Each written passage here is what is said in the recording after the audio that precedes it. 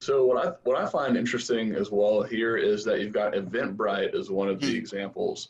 Not that there's very many in-person events these days, but eventually we're going to move forward to where that's a thing again. So how does Eventbrite play a role here? It, it's similar to some functionality that you have inside of Chime, right? It's around lead capture. You guys already have a bunch of sources. I guess what PySync's role here is that it just adds another whole array of extra sources um, without having the Chime developers having to worry about it. So we're now making sure that other things like Eventbrite is part of that. There's actually a bunch of other apps as well. I'm just using Eventbrite. Now, this interestingly is going to be a one-way sync by default. So as you notice here, PySync is really powerful in doing a two-way sync. It can write as well as read data.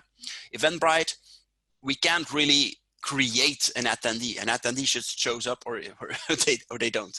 So this is a forced one-way sync. Okay. But even then, it's going to come back with the same setup as you've seen in the other rules that were a two-way sync. It comes with rules and field mappings. Rules to define, do I want all of the folks that sit in Eventbrite, or only the ones that attended this event, or only even the ones that actually came to my event and checked in? Do I want to cancel out other attendees? And more so than that, once they get into Chime, what should their data look like? Giving you that control. So updating the source. So if it was a certain open house that took place on a certain date, you want to attach that data to it.